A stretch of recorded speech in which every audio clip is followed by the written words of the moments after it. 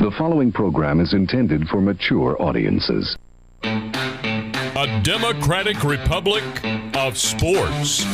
The Sportsocracy with ESPN Asheville hosts Tank Spencer and Jeremy Greene.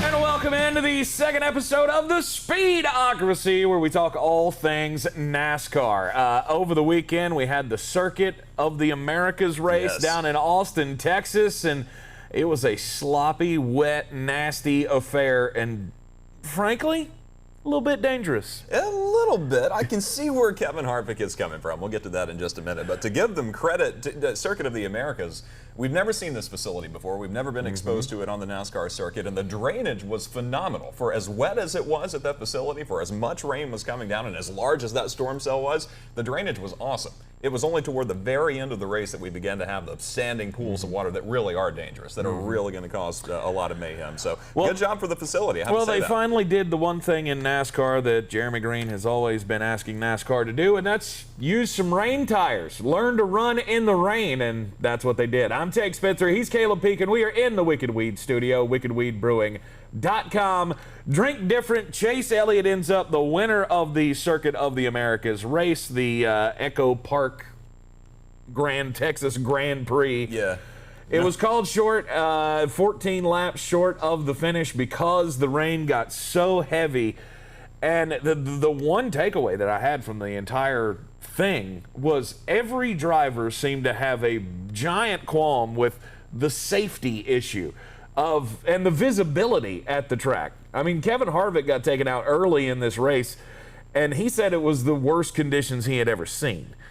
And so the question becomes, is this a good idea? Should we be running in the rain? Yeah, Harvick was the first casualty of the race on Sunday, and you just have to go back to, what do you do when you're driving on the interstate and there's a heavy, thick fog? What's your first inclination is to slow down and to take your time.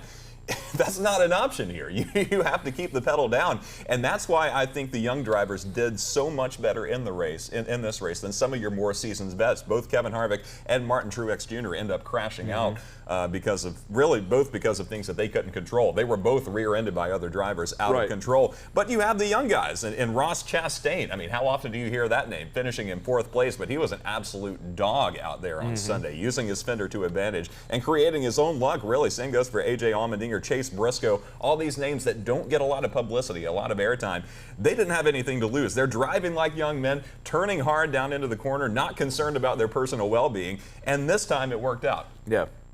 I mean, you had Kyle Busch running up there at the top, and he decided to pit one lap before they threw the flag, which was kind of a break for him. It was a bad break for him because he was up there in the top 3 for much of the back end of that race. Just narrowly missed getting taken out of the race by his own brother when Kurt Busch lost control on the straightaway trying to go into a turn, and he just had, I will tell you, that's some of the best driving I've ever seen. The save that he made to keep from damaging that car any more than he did was amazing. And to keep it out of the gravel as well. Not only did he make, I don't know, the more times I watch that replay, the more amazing it is just to see how he was able to thread the needle between those two vehicles. But then to steer it away from the gravel, to keep the wheels turning through the mud and the wet grass, and to get the car back onto the track. I thought they were going to have to bring a wrecker in and pull him out. But that's Kurt Busch. That's where experience really comes into play. Yeah, and these guys are, the Bushes are really good road course racers. Have been for a long time. And I will maintain that if they hadn't have called it short, I would have liked Kyle's chances to take home the checkered flag. Stage 2 winner. He got the points. 14 laps, I think, would have been enough time, because that was the great thing about how spread out this course was. I mean, 3.5 mile long track. Right. He only he was in second place when he went into the pits, and he came out in 10th. Now, granted, he had 20 seconds to make up, but 14 more laps to go, you get one caution, you're right back in this thing. And then the strategy, I've failed to see a race in recent memory where pit strategy has been so important on the outcome of the race because of the length of this track, because you were seeing the leader have a 4.5, 5, even more than that second advantage on the rest of the field. So if you come in and you take only 2 tires as opposed to 4 tires, if you know your car, if you know that's all you need and you're not going to lose any time by only taking 2, you're going to save a lot of time on pit road. We saw that with Chase Elliott. He kind of short pitted a little bit on account of the weather. He put himself in a good position, knew that massive rain was coming. Even though they're running on rain tires and with the windshield wiper and everything, eventually you've got to put a stop to that. But that's the thing, even with the windshield wiper, the drivers were saying that it didn't really cover half of the windshield to begin with. And you're going so fast that everything just pools up on the windshield. Hard to see. I mean, I hate driving down the interstate at 65 miles an hour. Right. You get next to one of those big trucks that's putting off the spray. I mean, there were literal shots of the race over the weekend where you thought, how do they even know where they're going? I mean, there was one point where, I don't remember who it was, somebody was wrecked like in the middle of the damn track. That was Martin Truex. And somebody barely missed his ass because they just didn't see him in front of him. I don't know if the rain tire thing was a great success.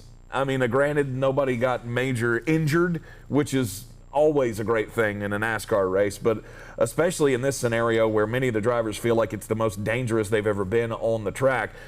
I don't know that we push this going forward. I'm sure they will. I'm sure they'll try it again. I get the gripe. I understand that Kevin Harvick is upset because it cost him a machine. Martin Truex is the same thing. He was disqualified, and it wasn't an easy impact either. But I don't think it's the rain tires that are really the problem because we didn't have any grip issues. There were no problems with cars slipping and sliding. The rain tires did their job. The real issue is the visibility. We've got to make a way. The defrosting situation. They had these rudimentary, elementary level defrosters just trying to do anything they can to keep the windshield clear. It's 2021. We've got the money, we've got the tech, got to be better than that. But if you can clear up the visibility issues, I think we've got a winning success. Just got to keep moving forward. Chase Elliott got his first win of the season, so I'll mark that up as a win. Where's the Kevin Vick Memorial Bell? Thank you very much. I told you I would bet my bottom dollar that we had a brand new winner. There he is. Coming out of the circuit of the Americas race, and we did. Chase Elliott gets his first win of the season, and he gets his 6th road course victory. He's run 14 of them. Think about that. In 3 years, he's run 14 road courses, and he's won 6 of them. And he's won 5 out of the last 10. And how dare anybody ask the question, do you think he's going to be able to reach Jeff Gordon? Yeah, Jeff Gordon's record for NASCAR road races or road race wins is 9. This kid's done it 6 times in 14 races. I feel like that record's gonna fall. And here's what you have to understand. Number one, don't act like growing up in the backwoods of Dawsonville, Georgia had nothing to do with this. The twisting and turning roads of North Georgia are natural for Chase Elliott. But number two, road course events are becoming an ingrained part of NASCAR. It's only going to become more and more prominent. For so long, we were used to only seeing the 2 road courses on the event with Watkins Glen and Sonoma out on the West Coast. But now we're going to see Circuit of the Americas. Now the Roval at Charlotte is getting worked in. Now we're getting the International Road Course at Daytona that's getting worked onto the NASCAR schedule. Even, I think, wasn't it the Brickyard a couple of years ago opened up their road course? This is becoming a theme. We're going to see more and more of this international style of racing coming to NASCAR because that's what the fans want to see. Of course. Because this was awesome. Shocker this of was a shocker. great weekend. Shocker of shockers. After 50 years, NASCAR fans we'd like to see them turn right sometimes. Go figure. Yeah, more than accidentally. You know? But so far, nobody's done it. Definitely nobody in history has ever done it at a great clip like Chase Elliott has been able to do so far in his young career.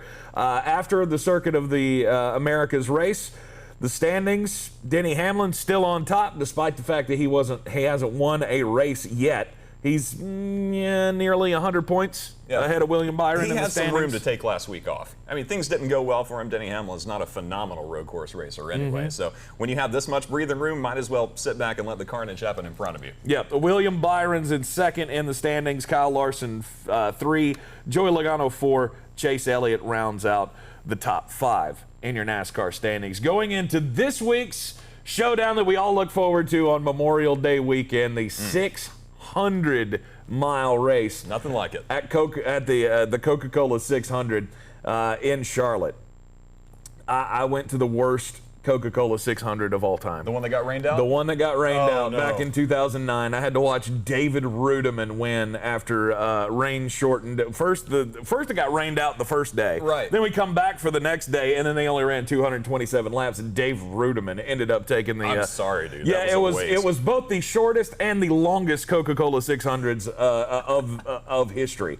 But it's always a race that I look forward to, not only because it's at our quote-unquote home track, Charlotte, right down the road here. But it's always a spectacle. It's the race of endurance. It's 100 miles longer than any other race on the track, and the stages are even different. Yes. I mean, first off, this is the coming out race for Charlotte, really, or for NASCAR, honestly. They've been visiting some of these other facilities. Really, how it worked last year is they went to the tracks that would allow them to compete, that would give them the most access to fans and the highest level of normalcy.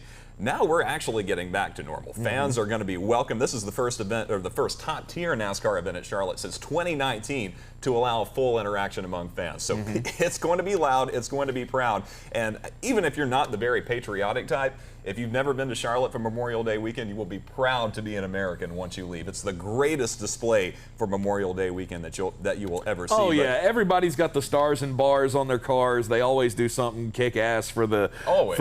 I think the race that I went to there, they brought in like 4 Chinook helicopters that came in and landed, and they were setting off fireworks and bombs everywhere. It's one of the most make your dick hard America in moments. 09, that was still Humpy Wheelers working there. In the sports world. But with 600 miles to go in this race, there are 4 stages this week rather than the typical 3 that we see. And the last one is going to be the most important because not only is it the one that you don't typically get over the course of a week, but that's your final chance to make any big-time adjustments. After that, you're not going to have time to come to pit road and make any wedge adjustments or any track bar changes to make the car hug a little more or give it just a couple of extra, a little bit of extra boost into the corner. It's got to be right coming out of that 4th stage because you're not going to have another chance to fix it. And if you're not right over the last 100 miles, I don't care how good you've been up to the 500-mile mark. If you're not there at the end, it's all for nothing. Hendrick Motorsports has been dominating 2021 in NASCAR, especially the last 2 races. Obviously, we talked last week about how they finished 1 through 4 at Dover. Now they finished 1st and 2nd at the Circuit of the Americas race.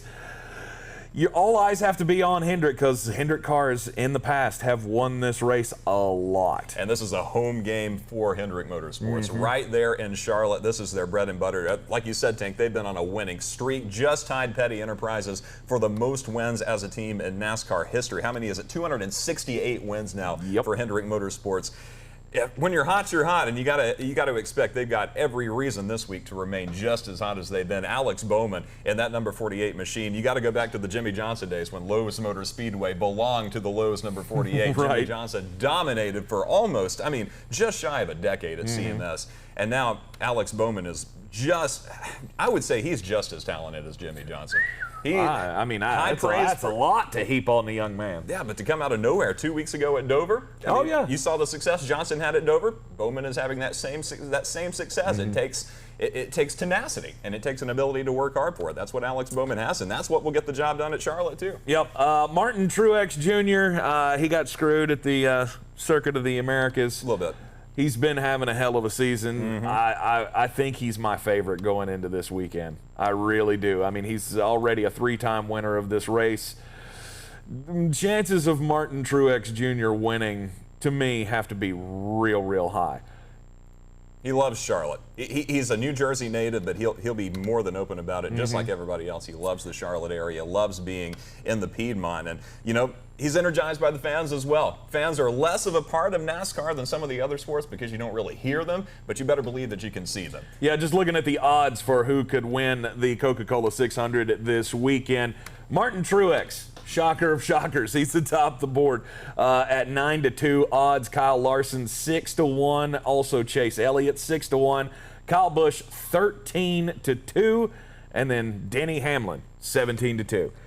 Denny Hamlin's another guy. It's gonna happen eventually. We've already had 11 different winners this year, and Denny Hamlin's a guy that you're just counting down. When is it gonna happen? It's eventually going to happen. That he's going to reel off a couple of wins, and it very well could start this weekend in Charlotte. And that's a race like this is conducive to a veteran to producing a veteran winner because you get the young guys coming in. They've run it maybe a couple of times in the past, but even if this is your 3rd Coke 600.